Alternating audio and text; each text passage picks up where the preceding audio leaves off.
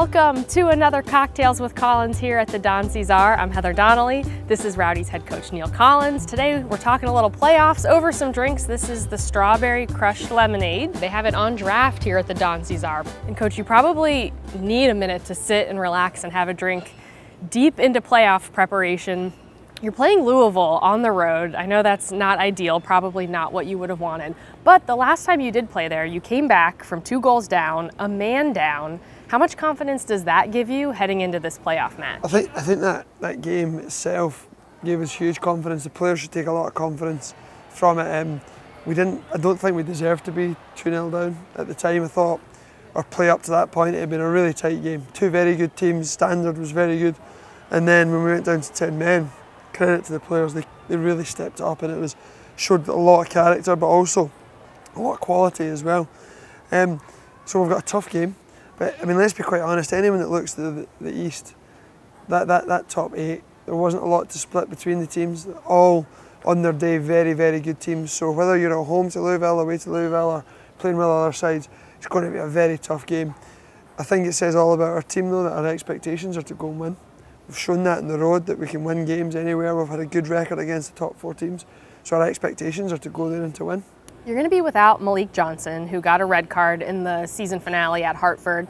And then you might also be without Leo Fernandez, who's recovering from a hamstring injury. So tough situation there on the wings. How do you plan to approach that going into this game? You know, again, every coach, I'm sure, curses their luck at times. And right now we've got 2 of our most creative players, you know, going to be out for the game. And then on top of that, you know, Dominic Oduro, who's been an influential member of the team. You know, he's been out with an ankle injury, but as we said, especially the first 2/3 of the season, the competition was fierce. Everyone that stepped in, you know, really performed well.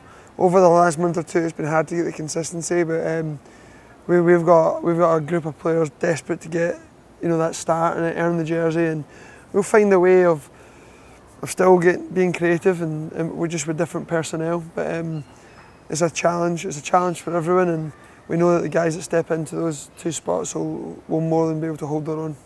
Louisville is a very experienced team, especially in the postseason. Back-to-back champions. They have a lot of guys who are returners from those championship teams.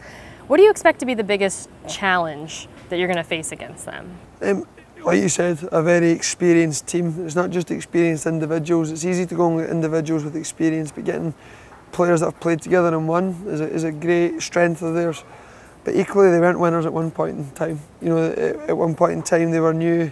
You know, the new kids on the block, fresh team, very much at the stage we're at.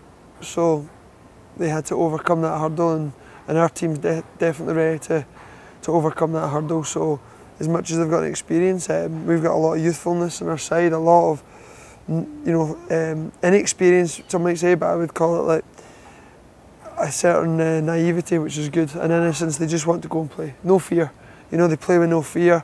Lads like Caleb, Jordan, Luan Tejada, they've not taken a backward step all season, and they won't this weekend. So that's a big strength of ours.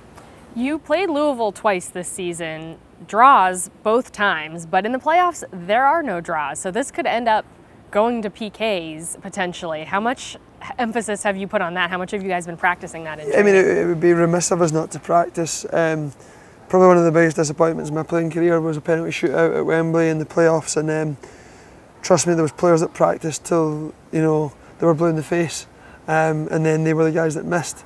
So I think there's a real balance to be had there, and because you can never recreate the atmosphere and the pressure, but they'll be as prepared as we can be for that, and then I hope that we don't need to go to that point in the game. Yeah, absolutely. Hopefully it doesn't come down to that. Well, thank you, Coach. Thanks for joining me all season long here at the Don Cesar. Cheers, and thank you guys for watching all season long.